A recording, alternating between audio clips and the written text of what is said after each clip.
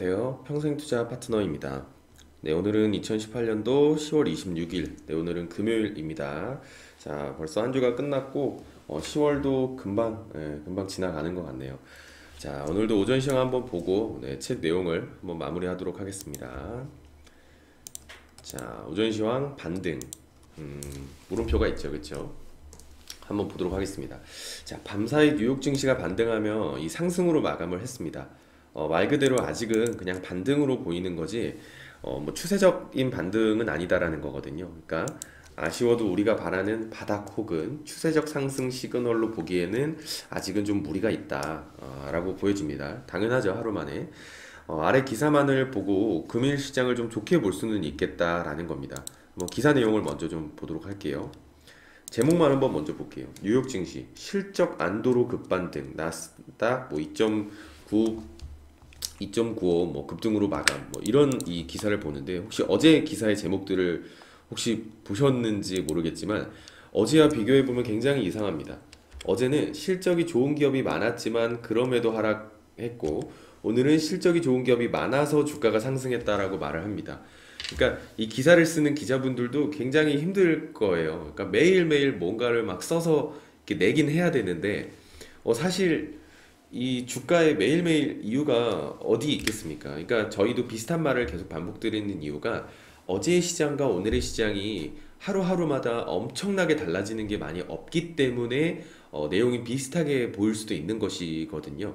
그러니까 매일매일 등락을 설명해야 되는데 그게 어렵다라는 거죠. 근데 저희는 그냥 저희의 느낌을 그대로 이제 쓰면 되겠지만, 아무래도 기사는 조금 더 자극적이고 뭔가 조회수도 높아져야 되고요, 그렇죠? 그렇기 때문에 좀 뭐랄까요, 좀 이리저리 왔다 갔다 하면서, 네, 그러니까 줏대 없는 좀 어떤 기자가 좀 많이 나오는 기사가 많이 나오는 경우도 있거든요. 물론 굉장히 올바르고 정말 지식도 좋고 뭐 멋지게 글을 쓰시는 분들도 많습니다. 하지만 그렇지 않은 기사들도 굉장히 많기 때문에 그건 우리가 이제 걸러서 필터링을 하면서 팩트만 체크해야 한다라고 그때 한번 설명을 드렸었죠.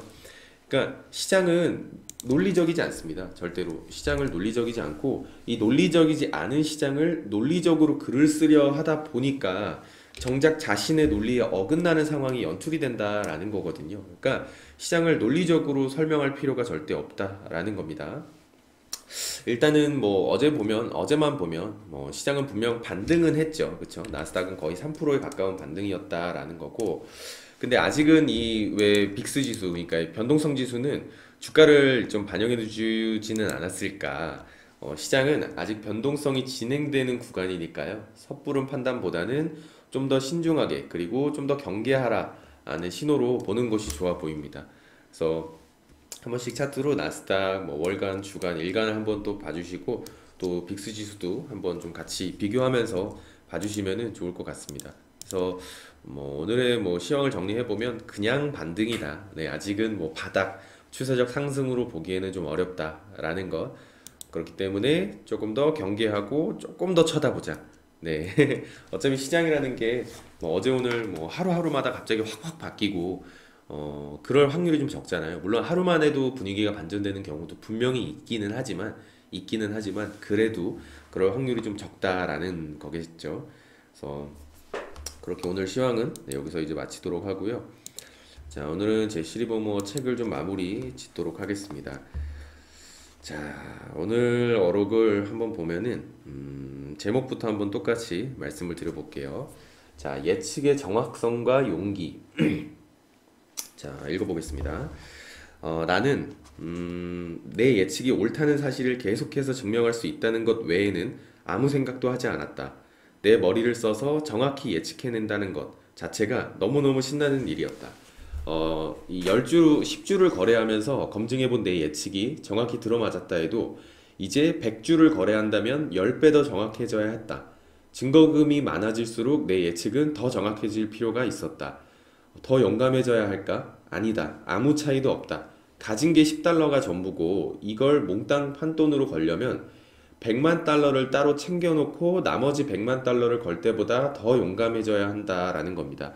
그러니까 자본이 투자금이 크다고 해서 이 용감해져야 된다라는 건 아니고, 자기가 얼마 가지고 있는데 얼마를 투자하냐가 중요한 것이겠죠. 거기서 이제 용기가 필요하고 사실 한 주를 사든 열 주를 사든 100주를 사든 뭐 10만 주를 사든 똑같아야 됩니다. 심리는. 근데 이제 보통 돈이 커질수록 심리가 무너지기 때문에 한 주를 살 때는 별로 연연하지 않았는데 100만 주, 10만 주를 살 때는 1%만 떨어져도 막 이게 심리가 요동을 쳐버리잖아요. 그래서 그런 것들 용기가 더 필요하진 않다. 똑같다라는 것. 제시리 버머의 투자 철학이 굉장히 고스란히 배어있는 이 대목인 것 같고요. 그에게 이제 투기의 목적이 큰 돈을 버는 게 아니라 자신의 판단이 옳다는 것을 증명하는 것이 이 목적이었다라는 거거든요. 그러니까 주식시장에서 거두는 수익은 옳은 판단이 가져다 준 어떤 보상에 불과했다라는 것. 그러니까 리버모어에게 이 많은 돈을 번다는 것은 더 크게 판돈을 걸 수 있다는 것 외에는 아무것도 아니었다라는 것입니다. 이게 많은 투자자들이 말을 하죠. 물론 주식을 돈 벌려고 하는 것은 맞지만 그래도 자신이 옳다라는 것을 증명하는 게 더 재밌었다. 그렇다 보니까 당연히 돈은 부수적으로 따라오는 것이었다. 라고 많이들 말을 했거든요. 자, 두 번째 넘어가서 멈칫거리지 말라. 분별력 있는 투기자라면 누구나 위험 신호를 늘 예의주시한다.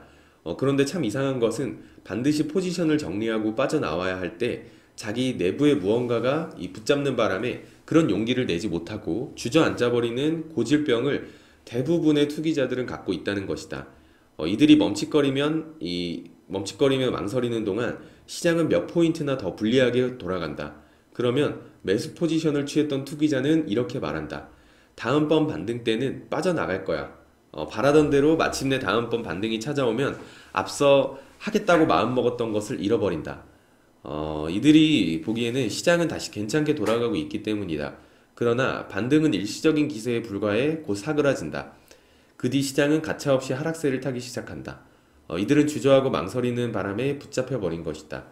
만일 이들이 가이드를 활용했더라면 어떻게 해야 할지를 알았을 것이고 그랬다면 막대한 손실을 줄일 수 있었을 뿐만 아니라 걱정할 필요조차 없었을 것이다 라고 말을 합니다.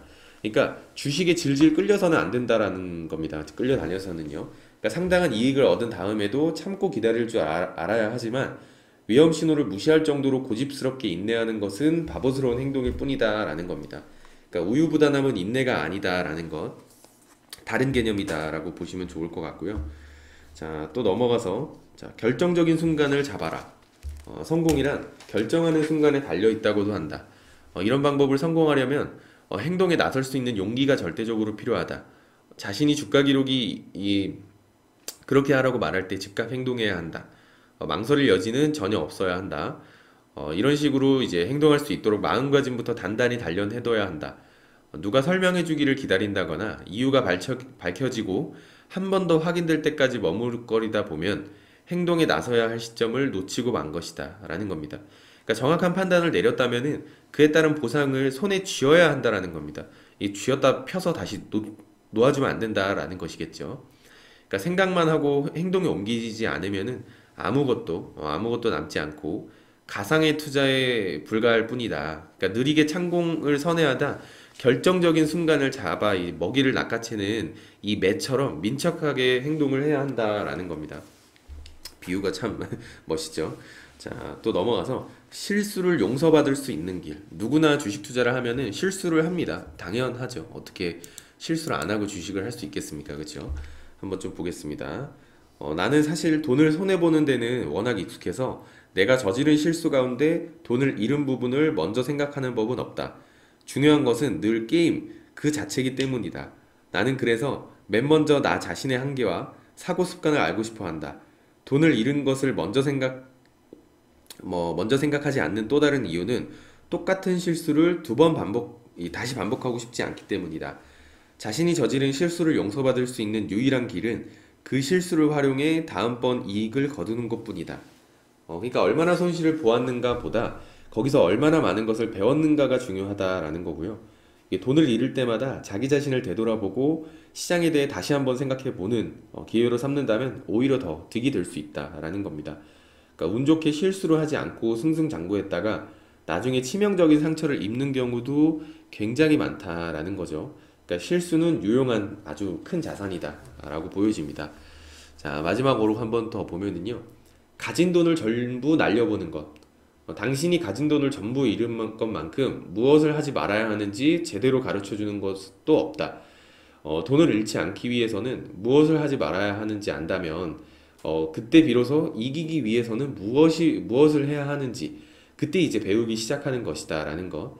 그러니까 다 이해를 하실 거라 생각하고, 만약에 전부 날려본다라는 건 당신도 배우기 시작한 것이다라고 이제 제시 리버먼은 말을 합니다. 이 가진 돈을 전부 날려보는 것이야말로 굉장히 배움의 어떤 훌륭한 기회가 되는 것이겠죠. 굉장히 무서운 일이기도 하지만 제시는 그렇게 말을 하고, 이 투자라는 게임은 게임으로만 가르친다. 가상의 투자로는 배울 수 없다. 오로지 실전 투자를 통해서만 배울 수 있다. 그리고 이 학교에서는 가르치는 동안 매를 아끼지 않는다. 그것도 아주 가혹한 매를. 이렇게 이제 말을 하고 있습니다. 그러니까 주식시장의 진짜 학교는 매를 아끼지 않아요. 이 체벌이 굉장히 심합니다. 그렇죠? 그러니까 뭐만 잘못해도 바로 때리거든요. 그러니까 너무 아프게 때리니까 굉장히 속상하고, 어, 너무 맞다 보면 또 포기하게 되는 경우도 있죠. 그러니까 그런 것들을 잘 생각해서 읽는 것도 사실 굉장히 큰 교훈이죠. 왜냐하면 내가 뭘 해서 잃었다라는 것을 또 파악할 수 있는 거고, 처음부터 너무 잘 돼도 위험합니다. 실제로.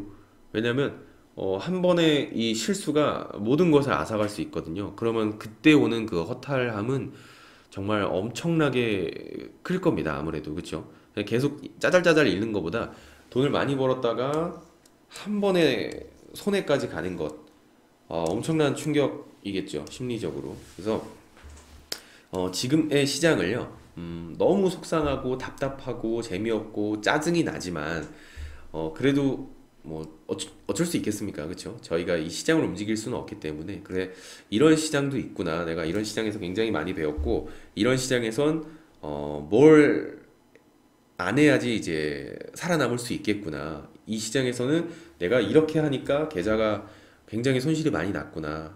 이런 것들을 그냥 오히려 배운다라는 느낌으로 시간을 좀 가져보면 좋을 것 같습니다. 그러니까 피할 수 없다면 즐겨라라고 이제 말들을 많이 하잖아요. 너무 고리타분하고 뻔한 말이기도 하지만, 뭐, 그래도 맞는 말인 것 같습니다. 어차피 뭐 우리가 시장을 바꿀 수 없다면 일단 그냥, 네, 있는 그대로 받아들이면서 이 시장에서도 무언가를 한번 배우려고 노력해보자 라는 것. 그러면 아마 다음 상승장이나 하락장이 또 왔을 때 지금의 교훈이 굉장히 큰 어떤 이 경험치가 될 거라고 저는 생각을 하거든요. 그래서 그런 어떤 시장을 좀 같이 느껴보자 라고 말씀을 드리고 싶습니다. 자, 오늘 방송은 여기까지 마치도록 하고요. 자, 오늘 하루도 화이팅 하시고, 오늘 장 마치시면 주말 잘 보내시고요. 다음 주에 또 인사드리도록 하겠습니다. 감사합니다.